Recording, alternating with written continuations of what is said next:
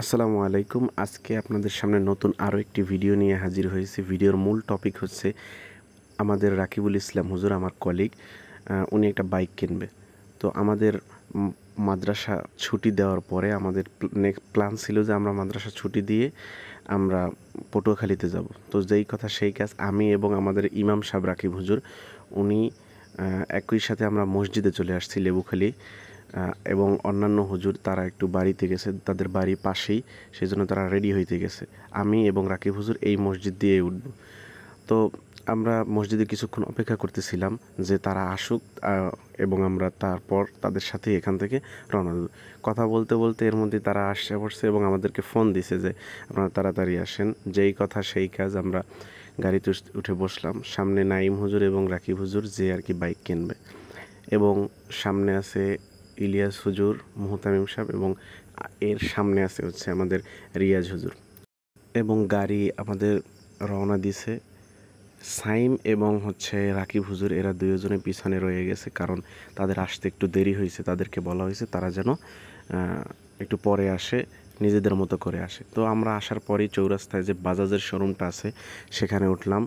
ওঠার পরে তাদের কাছে দেখা গেছে আমরা তো সরাসরি টাকা, ফুল টাকা দিয়ে নেব না, তো কিস্তির ব্যাপারে জিজ্ঞেস করলাম। তারা আর কি কিস্তির ব্যাপারে আগ্রহী ছিল না, যে কারণে দেখা গেছে আমরা এখানে ঢোকার পরে ওইভাবে বেশি একটা কথা বাড়াই নাই। যেহেতু আমাদের প্ল্যান ছিল হিরো এবং প্লাটিনের উপরে টার্গেট ছিল, তো তারা যেহেতু আগ্রহ দেখায় না, তো এর বিপরীত পাশে একটা হিরোর শোরুম ছিল যেখানে আমরা গিয়েছিলাম। তো এই তো আমাদের সামনে যে হিরোর হোন্ডাগুলো দেখা গেছে, এইগুলি আমাদের নেয়ার ইচ্ছা ছিল, কিন্তু এই শোরুম আমাদেরকে ওইভাবে কিস্তি দেওয়ার সুবিধাটা দেয় নাই। তারা একটা শর্ত দিছিল, কিন্তু ওই শর্ত আসলে আমাদের পছন্দ হয় না, যে কারণে আমরা এখানে ঢোকার পরেও বাইক আসলে পছন্দ করতে পারি না, এবং তাদের কথা আমাদের ইচ্ছার সাথে আমাদের মিলে নাই। যেহেতু তাদের ফ্যাসিলিটিস এবং আমাদের ইচ্ছা চিন্তা ভাবনার সাথে আমাদের তেমন একটা সামঞ্জস্য হয় না, তো আমরা চিন্তা করলাম যে আমরা একটু ভাবি, যে কারণে আমরা অনেকবার চিন্তা ভাবনা করছি যে হিরো নেওয়া যায় কিনা, না আমরা প্লাটিনা নেব। তো চিন্তা ভাবনা করতে করতে চিন্তা করলাম যে আগে খেয়ে নেই। এর মধ্যে সাইম হুজুর এবং রাকিব হুজুর চলে আসছে। তো হিরোর শোরুম থেকে বের হওয়ার পরে আমরা চলে গিয়েছিলাম স্টার রেস্টুরেন্টে। মানে আমাদের মাদ্রাসা ক্লাসের পরে আমাদের প্রচুর পরিমাণে ক্ষুধা লাগছিল। তো ওখান থেকে বের হওয়ার মূল উদ্দেশ্য হলো আমরা চিন্তা ভাবনা করি, দেখা যায় তারা যে ফ্যাসিলিটিস দিছে আমাদের ওই ফ্যাসিলিটিস নিয়ে আমরা বাইক নেব কিনা।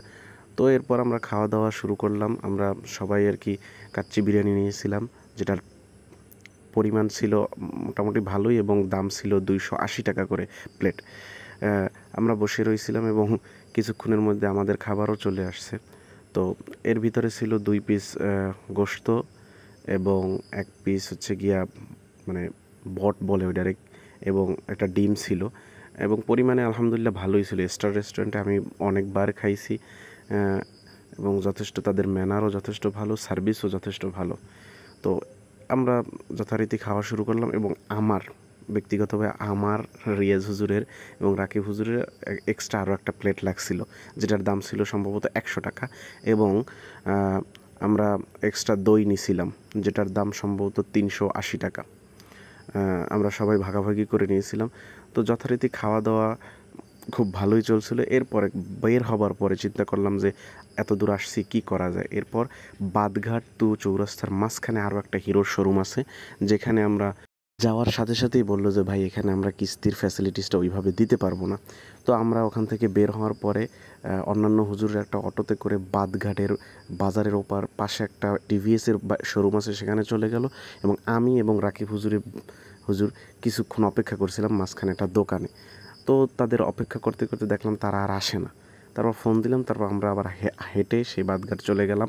যেয়ে দেখি যে মাশাআল্লাহ হোন্ডা বাইক একটা পছন্দ করছে, এবং তাদের সাথে কিস্তির ব্যাপারে আলোচনা করতেছিল। তো আমরা ওখানে যাওয়ার পরে অনেক ক্লান্ত, মানে ওই মাঝ বরাবর শোরুম থেকে হেঁটে একেবারে বাদঘাট গেছি আমরা দুইজনে, যে কারণে প্রচুর পরিমাণে ক্লান্ত হয়ে গেছি। যাই দেখি তারা মাশাআল্লাহ বাইক এটা পছন্দ করেছিল। এই হচ্ছে আমার কলিগ রাকিবুল ইসলাম, যে বাইক কিনবে। তো উনার মোটামুটি বাইক পছন্দ হয়ে গেছে, তো বাড়িতে কথা বলছিল, তার আব্বা আম্মাকে বা তার যে ভাই ব্রাদার আছে তাদেরকে ফোন দিয়ে ভিডিও কলে দেখাচ্ছিল বাইক এইটা কিনতেছি।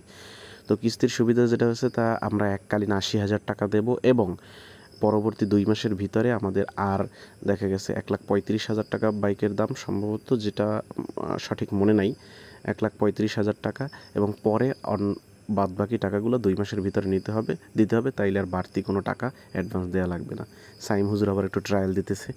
সাইম হুজুরের বাইকটা মোটামুটি পছন্দ হয়েছে, সবারই আর কি পছন্দ হয়েছে। তবে আমরা এই বাইকটা নেব না, এটা সাদা এবং লাল, রেড এবং হোয়াইট কালারের যেটা, এটা নেব। তো আমাদের পছন্দ হওয়ার পরে এটা আর কি সার্ভিসিং সেন্টারে নিয়ে যাওয়া হচ্ছে, যাতে তারা আর কি ঠিকঠাক করে দিতে পারে। আর এদিকে হচ্ছে গিয়ে আমরা পেমেন্টটা সম্পূর্ণ ক্লিয়ার করে যাচ্ছি।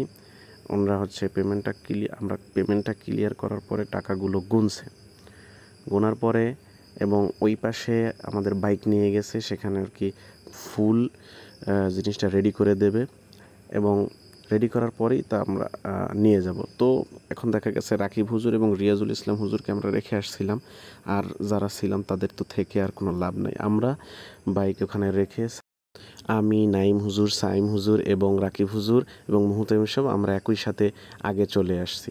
তো সবাইকে ধন্যবাদ, দেখা হবে নেক্সট কোনো ভিডিওতে ইনশাআল্লাহ। সবাই সাথে থাকবেন।